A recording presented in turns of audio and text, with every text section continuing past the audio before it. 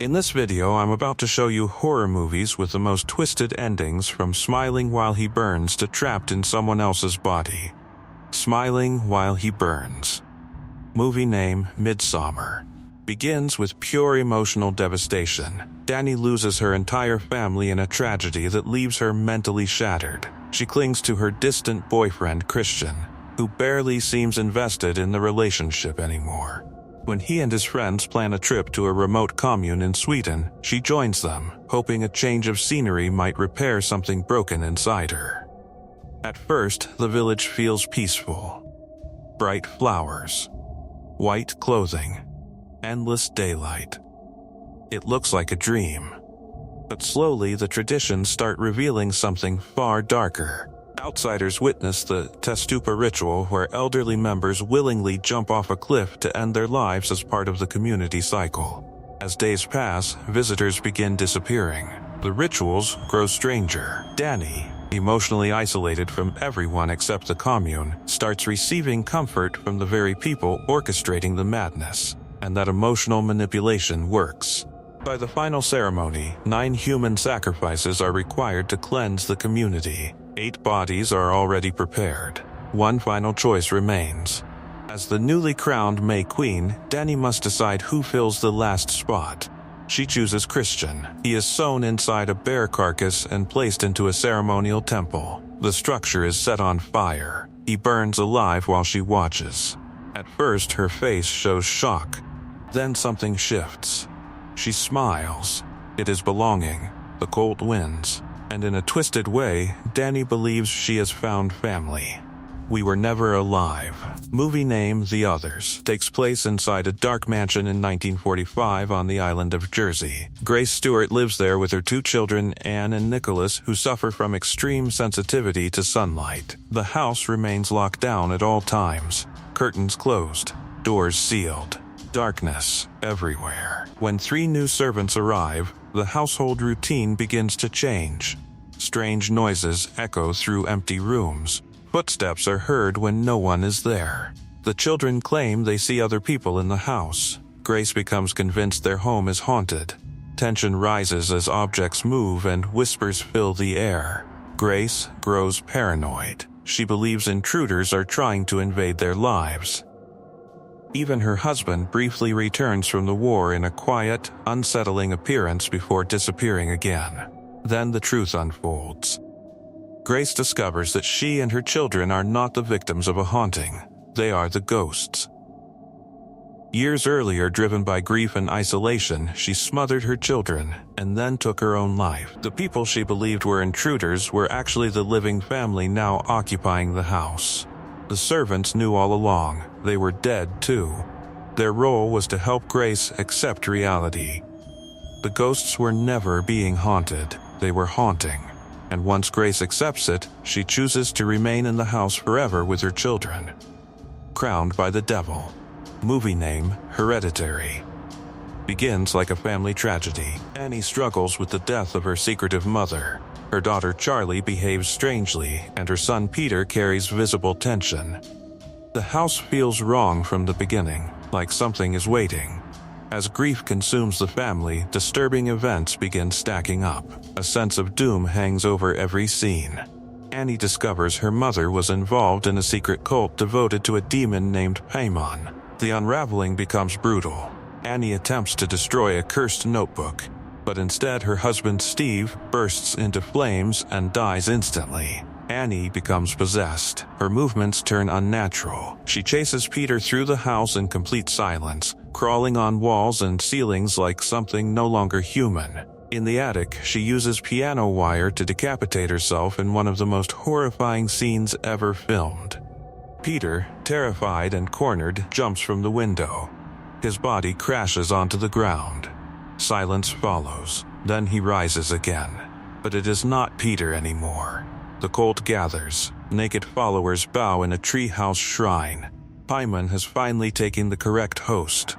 Every death, every trauma, it was all predetermined. The film ends not with survival but with coronation. Evil is crowned, and the realization hits that no one ever had a chance. The wedding that exploded. Movie name, Ready or Not. starts like a fairy tale wedding.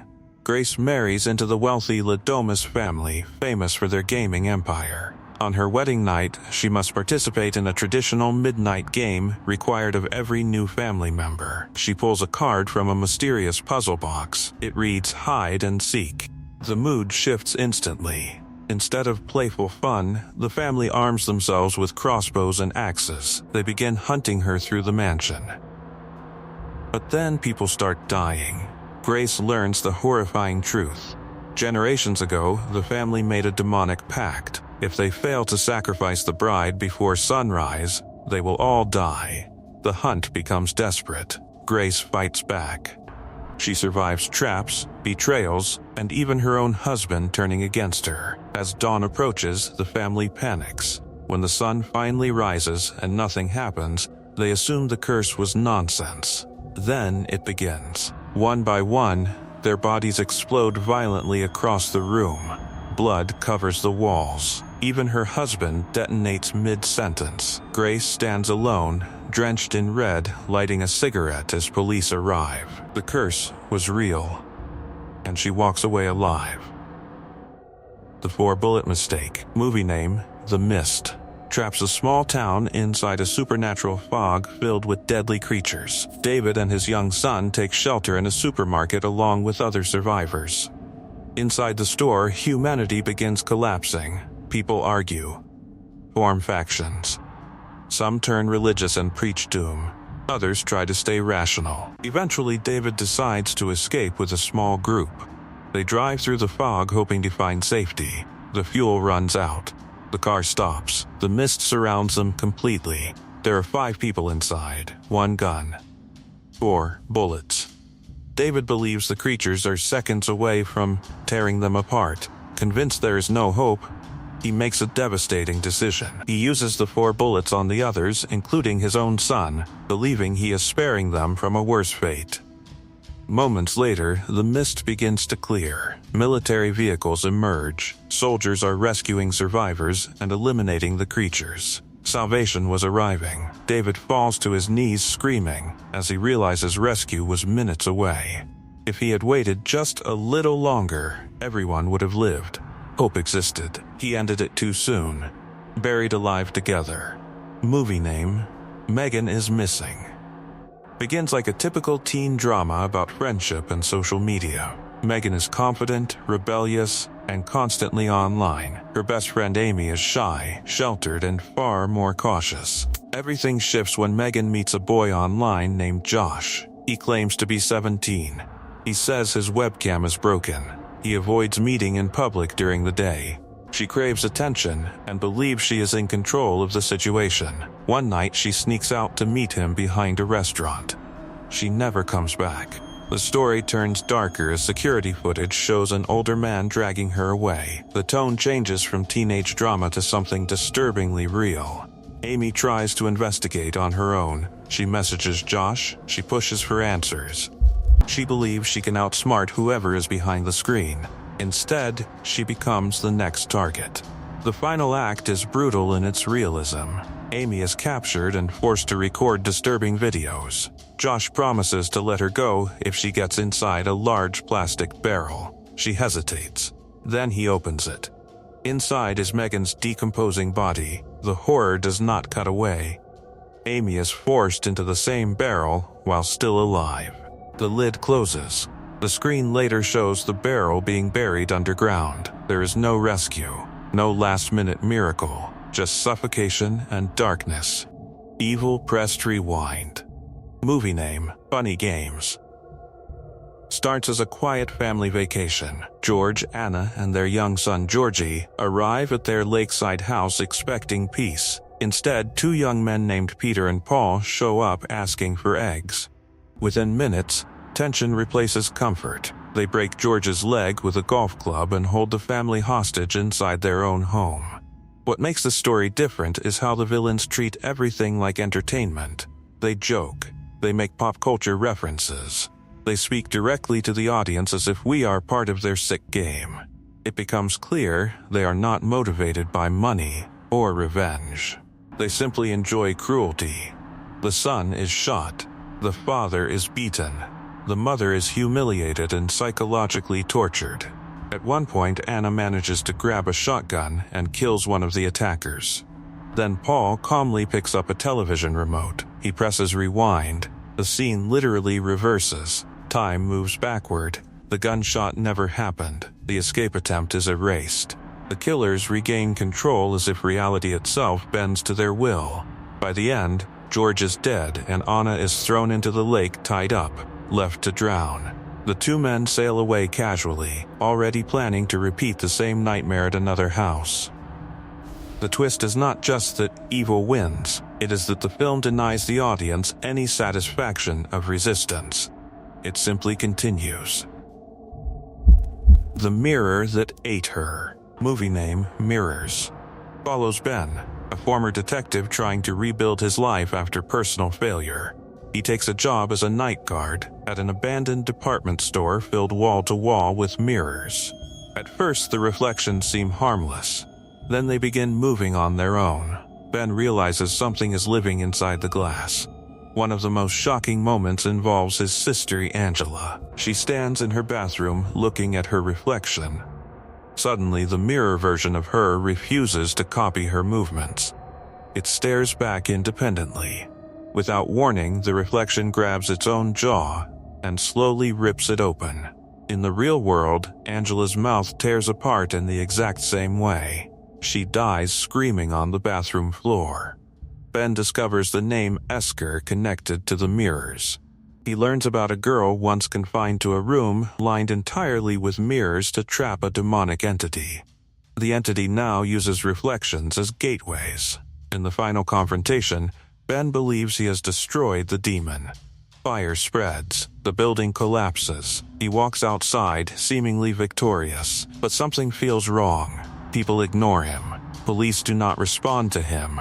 He looks into a shattered mirror and realizes the truth. He died in the explosion. Now he exists inside the mirror world, a twisted version of reality where he can see the living but cannot reach them.